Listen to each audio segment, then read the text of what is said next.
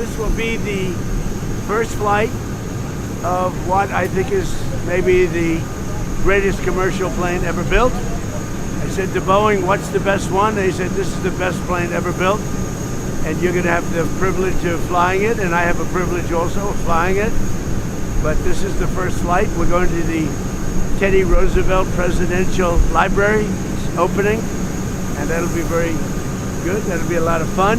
Brothers, este es Trump a punto de subirse por primera vez para volar, porque digo, ya se ha subido otras veces para ver el avión por dentro y todo, pero para volar su primer vuelo en el mejor avión del planeta Tierra, el Air Force One 2.0. O sea, el mero mero de todos los aviones, brothers. No se compara con el que teníamos, que ya era 35 años viejo. Y aquí lo está diciendo él. Todos los reporteros se van a subir y van a volar con él en el avión.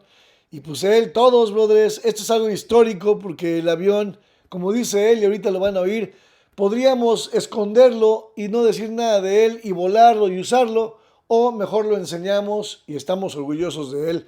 Dice, yo prefiero estar orgulloso y enseñarlo.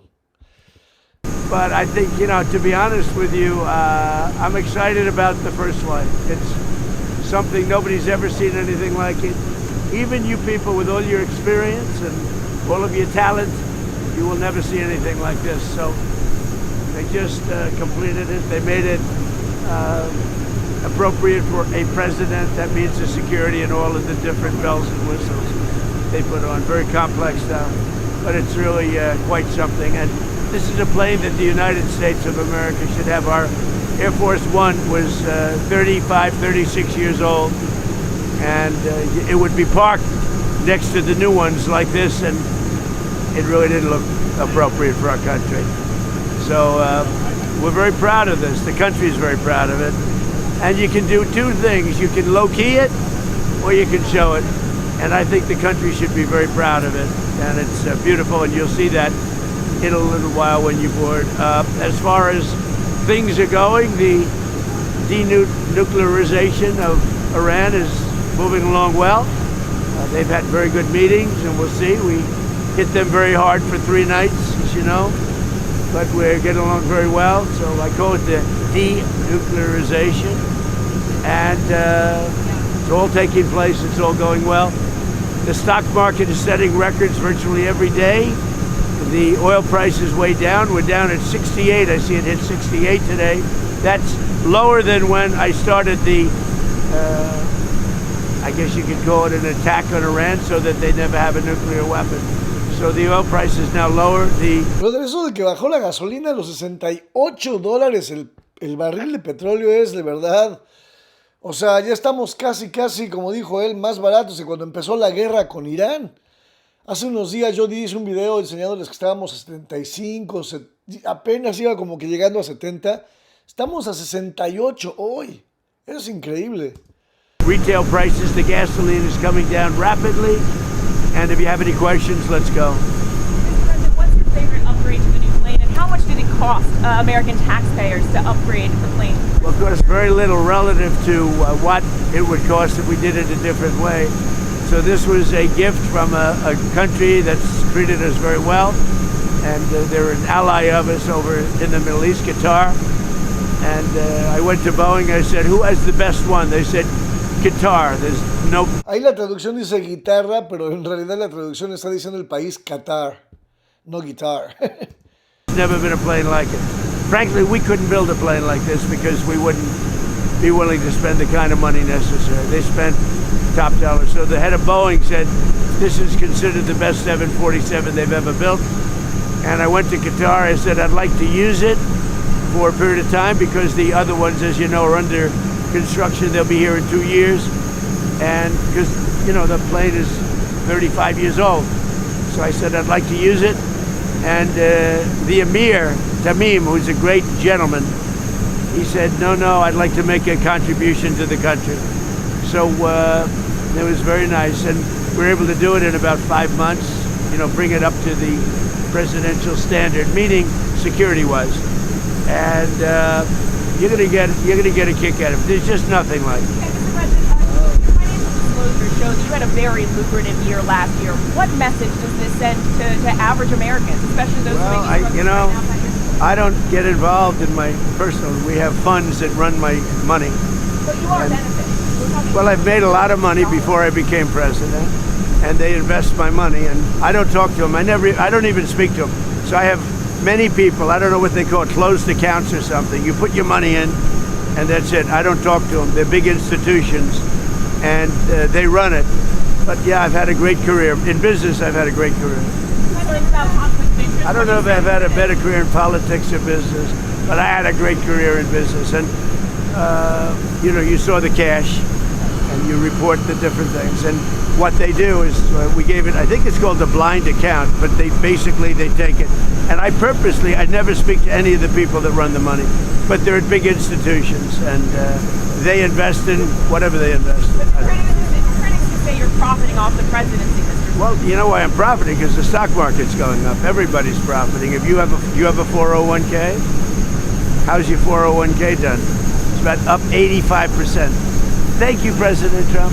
So we're all profiting. I'm profiting because I have... El 401k, el 401k 401k es obviamente como que un plan de retiro, brothers, que todas las personas en Estados Unidos que tienen un trabajo en una corporación o en una compañía, les dan un 401k por ley. Entonces, en ese fondo de dinero, lo que tú decides poner de tu cheque en esa cuenta de ahorros, tu compañía pone exactamente lo mismo, o sea, te lo duplican y se va poniendo allí, va subiendo, y con los intereses dice Trump que gracias a lo que ha hecho con la bolsa de valores y todo, los 401ks están súper arriba. Y eso es muy bueno porque a mucha gente en Estados Unidos le favorece. A lot of money and a lot of cash, and I give it to institutions. I don't know if they know what they're doing or not, but they buy a vast array of things. With Secretary Hexet and General Payne about potentially returning to an all-out war with Iran. You've been unhappy with Iran's adherence to the MOU? Well, I think they've come a long way. We hit them very hard last week. I think they're fine. I think we're going to... It's the denuclearization of Iran. It's very simple. And Iran cannot have a nuclear weapon. Otherwise, all of this stuff that we look at, all of these things that we do, the country's never had activity like it's got right now. So we're building more factories and car plants and other things. We went for years without ever building one car plant. Now we're building many car plants. We're building AI. We're building all over the country. $19.1 trillion being invested. The record was like 2, and we've got 19.1, and it's going to continue. And when those buildings open, you're going to see something like the country's never seen before. That's why the stock market's going up every day. That's why your 401k, because everybody benefits. When the stock market goes up, everybody benefits. More jobs, more everything. And we're creating more jobs. We have more people working today than have ever worked in the history of our country. It's great. And that's before these places open. They'll be opening up over the next year. And we have them coming into Taiwan. From Taiwan, we have more chip makers. And the biggest company in the world, actually, the chip maker. But they're coming in, they're building in Arizona, and they just announced they're going to double the size. We could have 50% of the chip market by the time I leave office. You know what we had now? Nothing. And then I got, as a gift, another gift, I said to Intel, give the United States, they needed something, they needed some help, the chip maker. I said, give the United States of America, I'll do it for you, but give the United States of America 10% of your company. He said, you have a deal. He said it so fast, I said I should have asked for more. But he said, you have a deal. And that stake is now worth $80 billion. I made $80 billion for the country in 8 months. Does anybody talk about it? No. Have a good time, have a good flight. Enjoy the plane. Es muy cierto, brothers. O sea, digo, no es tratar de defender lo indefendible. O sea, es cierto. Las cosas buenas que Trump hace, nadie las platica. Y de hecho, eso fue una de las razones por las cuales empecé mi show. Porque era de que decías, güey, pues si hay cosas que está haciendo bien. He dicho y he hecho videos acerca de esto todo el tiempo. Nadie las platica. Ahorita acaba de decir otro gran logro. 8 billones, 80 billones en 8 meses. Más de 19 trillones en inversiones en Estados Unidos. En un año logró. Biden no logró ni 1 trillón en 4 años. Él 19 trillones y se sigue aumentando. O sea, está cañón. Puras críticas. Margot, are you taking care of everybody? How's Margot? Okay. Thank you. Ahí está Trump, brothers. Feliz de subirse a su avión. Brothers, o sea, es que, bueno, ya para qué, ¿no? O sea, el que sabe hacer dinero, sabe hacer dinero. Y este señor, le gusta a quien le guste, le molesta a quien le moleste, ha sabido hacer dinero en su vida como, bueno, en su vida como empresario y en su vida como presidente. O sea, está cañón. Díganme qué piensan de esto, su avión nuevo, su primer viaje. Lo estamos viendo aquí en La Fregadera, brothers. Los leo, suscríbanse, compartan. Los amo.